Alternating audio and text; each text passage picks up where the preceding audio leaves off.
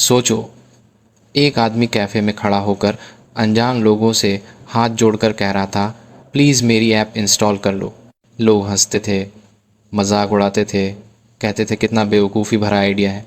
आज वही idea 450 million लोगों की ज़िंदगी का हिस्सा है और वही आदमी 13 अरब डॉलर की कंपनी का मालिक। एंड 2009 सैन फ्रांसिस्को का एक कैफ़े, एक आदमी हर अनजान व्यक्ति से हाथ जोड़कर अनुरोध कर रहा है, कृपया एक बार मेरी ऐप इंस्टॉल कर लो। लोग हंसते हैं, नज़रअंदाज कर देते हैं, कुछ बोलते हैं भाई ये क्या बेकार आइडिया है। उसका नाम था बेन सिल्बरमैन और उसका यही बेकार आइडिया आज दुनिया भर के 450 मिलियन लोगों की ज़िंदगी का हिस्सा है। ये है पिंटरेस्ट की कहानी, एक असफलता की, एक लड़ने वाले की, एक सपने देखने वाले की, एक सामान्य लड़का असाधारण सपनों के साथ। Ben Silverman, Iowa, America, middle class परिवार, डॉक्टर बनने का दबाव। लेकिन बेन का दिमाग थोड़ा अलग था। बचपन से उसे चीज़ें इकट्ठा करने का शौक़ था। डाक टिकटें, कीड़े, सिक्के, छोटी मोटी वस्तुएं। वो सोचता था लोग ये सब क्यों करते हैं, क्यों पुरानी चीज़ें संभाल कर रखते हैं, क्यों स्क्रैप बुक्स बनाते हैं। उसके माता पिता कहते, बेटा ये सब शौक़ हैं, पढ़ाई पे ध्यान दो।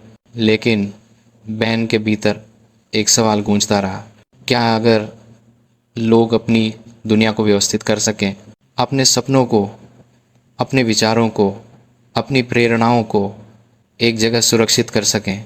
मेडिकल कॉलेज में दाखिला लिया लेकिन दिल नहीं लगा।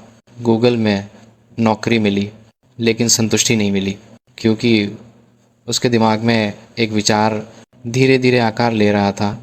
एक ख्याल, कई सवाल। बेन ने गूगल छोड़ दी, सह संस्थापक ढूंढे, पॉल सियारा और इवान शार्प। विचार सरल था, एक डिजिटल पिन बोर्ड जहाँ लोग तस्वीरें पिन कर सकें, अपने भविष्य के लिए प्रेरणा सुरक्षित कर सकें। बेन ने अपने दोस्तों को बताया। प्रतिक्रिया, भाई ये क्या है, कोई इसका उपयोग करेगा भी? फेसबुक है, ट्विटर है, इसमें नया क्या है? बेन के पास जवाब नहीं था, बस एक एहसास था, मुझे नहीं पता कैसे, लेकिन ये काम करेगा। कोडिंग सीखी, रातों को देर तक काम किया, अपनी पूरी बचत लगा दी। 2010 में लॉन्च हुआ पिंटरेस्ट और फिर कुछ नहीं हुआ। ऐप लॉन्च हुई, डाउनलोड 10-15 लोग, एक्टिव यूज़र 3-4। बहन रोज़ ऐप खोलता, खाली डैशबोर्ड देखता, कोई गतिविधि नहीं। शायद मुझसे गलती हो गई। निवेशकों के पास गया, 100+ बार प्रस्तुति दी। पिंटरेस्ट ये क्या है? स्क्रैप बुक बनाने की ऐप? सीरियसली भाई, कोई बाज़ार नहीं है। 100+ अस्वीकरण, ना कोई पैसा, न कोई टीम, न कोई प्रगति। सबसे बुरा वो था जब बेन और उसकी पत्नी कैफ़े में जाते, लोगों के पास जाकर कहते, एक्सक्यूज़ मी, क्या आप एक बार ये ऐप ट्राई कर सकते हैं प्लीज़, बस एक बार। लोग हंसते, फ़ोन नहीं निकालते, कुछ बोलते नो थैंक्स ब्रो, कुछ कहते भाई तुम पागल हो क्या। रात को बेन सोचता, शायद दुनिया सही कह रही है, शायद ये आइडिया बेवकूफ़ी है, शायद मैं ही गलत हूँ। उसकी पत्नी कहती, बेन छोड़ देना भी ठीक है।